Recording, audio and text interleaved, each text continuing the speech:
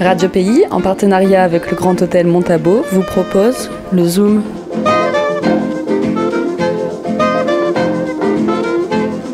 Aujourd'hui, plongée en eau trouble, la mission d'Itajara.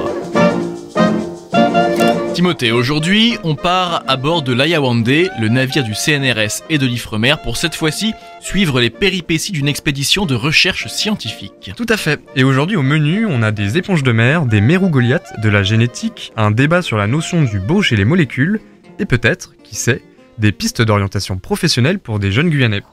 Je vous souhaite bienvenue à bord. Alors on va donc parler du projet scientifique dénommé Itajara. Par quoi commence-t-on ? Eh bien, on va commencer par présenter l'équipe de recherche, tout d'abord, et dans quel cadre elle travaille.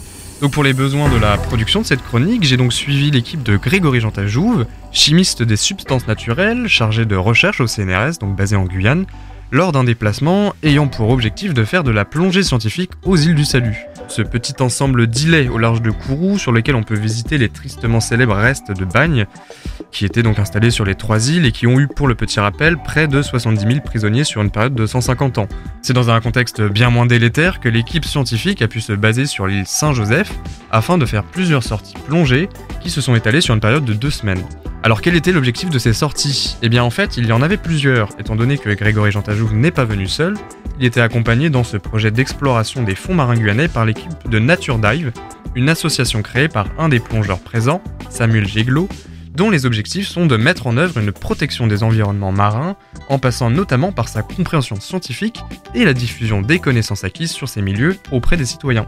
Le but donc du projet Itajara, qui on le rappelle est le nom scientifique du mérou-goliath, bon je ne le savais pas non plus, est de travailler sur l'inventaire de la faune fixée sous-marine des milieux rochers côtiers guyanais. Plus précisément, le projet a pour objectif de compléter les inventaires génétiques et photographiques qui ont été initiés lors de premières sorties dans les années 2010. Et pourquoi c'est intéressant de réaliser cette démarche ? Eh bien pour plein de raisons finalement. D'abord, il faut souligner que ce projet, grâce à sa méthodologie, est déjà digne d'intérêt en soi. En effet, ici, l'équipe d'Itajara s'intéresse à des milieux qui n'ont quasiment pas été étudiés jusqu'ici, c'est-à-dire des fonds marins rocheux en assez basse profondeur, remplis de petites fissures et de recoins dissimulés où presque personne n'est allé voir pour le moment.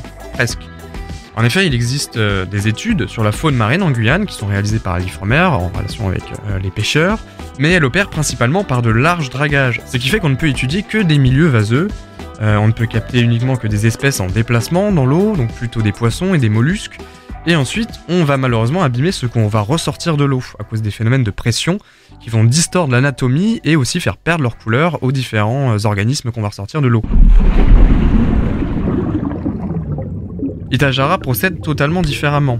Déjà, on parle ici de missions de plongée qui se font avec des recycleurs d'air, plutôt qu'avec des bouteilles de plongée plus classiques, ce qui permet un minimum d'interaction négative avec la faune, qui n'est donc ici pas dérangée par le flot de bulles dégagées par les plongeurs, par exemple, ou encore par le son, parce qu'il faut savoir donc que les recycleurs d'air, ça fonctionne en circuit fermé, donc on n'a pas ces gros flots de bulles, ces gros panaches de bulles qui vont s'échapper dans l'eau. Il faut aussi souligner que donc les espèces vont être photographiées, immortalisées dans leur milieu naturel, avec toutes leurs couleurs, toutes leurs formes. Donc ici, on va pas perdre le lien, en fait, avec leur milieu, justement. De plus, les plongeurs, ils peuvent ici s'intéresser à des espèces très différentes, des formes de vie qui sont fixées sur des rochers, comme par exemple les éponges ou les coraux. Et ça, c'est bien, puisqu'en Guyane, à cause de la couleur de l'eau, bien opaque, il faut le dire, on a tendance à oublier que les fonds marins sont autant dignes d'intérêt, aussi riches que n'importe quelle forêt terrestre. En 2 semaines de plongée, on se rend bien compte que c'est grandiose, enfin, c'est plein de couleurs. Donc voilà, l'eau ne nous permet pas tellement de les voir, mais si on s'approche suffisamment et qu'on prend le temps, on voit que c'est extrêmement coloré. Donc l'objectif d'Itajara, c'est aussi de créer du contenu sur ces connaissances que l'on va récolter, afin de faire découvrir ces incroyables paysages marins au Guyanais. Les tortues marines, les dauphins, les oiseaux, c'est très bien, mais ça ne serait pour Grégory que la partie émergée de l'iceberg. Car oui, c'est vrai, l'eau en Guyane, elle est un petit peu opaque, ça la rend peu attrayante, ça la rend d'ailleurs très compliquée également à étudier, et ce n'est pas l'équipe d'Itajara qui vous dira l'inverse, puisqu'elle avait commencé à tester d'autres sites de plongée l'année dernière, du côté du Petit et du Grand Connétable, dans certaines rivières, et globalement, ces plongées, elles ont été assez compliquées. La faute à une visibilité nulle, où les plongeurs étaient en plus tellement chahutés par le courant qu'ils devaient en permanence s'accrocher à un rocher pour ne pas être emportés par la houle pendant qu'ils travaillaient, ce qui rendait impossible, dangereux même, les prélèvements et les photographies. Même aux îles du Salut d'ailleurs cette année, malgré la présence du bateau du CNRS, l'Ayawande, qui a facilité l'aspect logistique, il faut le souligner, l'équipe a dû faire face à un milieu en perpétuelle évolution, avec d'ailleurs même une journée où 7 navires, dont l'Ayawande, se sont retrouvés bloqués par une lentille de vase au niveau des îles. Mais malgré tout, voilà, justement, ce chapelet, il est quand même moins soumis aux différents courants. Il y a une visibilité qui est un poil meilleure. Alors, quand on parle d'une visibilité un poil meilleure, on parle ici d'une vision claire sur une vingtaine de centimètres, hein, tout au plus. Donc, c'est pour vous dire. D'ailleurs, j'ai même eu l'occasion d'assister à une scène cocasse où Grégory, en remontant à la surface, a eu le droit à un petit bisou de la part d'une jeune tortue verte qui nageait à la surface et qui ne l'avait, a priori, pas vu. En tout cas, lui, il ne l'avait pas vu. Donc voilà, c'est compliqué, mais cette opacité, c'est aussi ce qui rend ce milieu si intéressant. On y observe à des profondeurs anormales des espèces qui, en temps habituel, sont rebutées par la luminosité et vont donc être beaucoup plus en profondeur. Également, la diversité de la faune, notamment statique, donc on en parlait comme les éponges, les coraux, les gorgones, est encore totalement méconnue en Guyane. Toutes ces espèces, elles n'attendent qu'une chose, et bien qu'on en apprenne plus sur elles. Après 70 ans d'expérimentation dans le milieu de la plongée, on commence à développer les technologies et on commence à avoir l'expérience nécessaire pour nous pencher sur des milieux plus compliqués que les claires eaux des Antilles. Et qui sait ce que nous pourrions découvrir dans ces eaux opaques en Guyane, où chaque centimètre de roche est bariolé de dizaines et de dizaines d'espèces d'invertébrés différentes, qui se battent chaque instant pour accroître leur surface au détriment des autres. Ou un mérou Goliath, ou un requin marteau, peut se laisser flotter au-dessus de l'épaule des chercheurs pendant qu'ils récoltent ces mêmes éponges, avant de lâcher un signal d'avertissement, ou bien juste un petit bonjour. Sur la dernière plongée, j'étais sur une face rocheuse en train de me concentrer à faire des photos sur une paroi et puis j'ai entendu qu'il y avait le mérou Goliath qui était là. Et à un moment j'ai relevé la tête et en fait il était au-dessus de moi en train de me regarder sur le flanc, il faisait plus d'1 mètre en train de me regarder. Et c'est parce que je faisais pas de bulle, il devait me regarder peut-être depuis 2 minutes, moi j'étais concentré sur ma roche et il était juste au-dessus de ma tête en train de voir ce qui se passait. Et ça c'est ce genre d'interaction que l'on peut avoir grâce aux machines qui nous permettent d'être le moins invasif on va dire possible. Timothée, tu as parlé de prélèvements déjà plusieurs fois.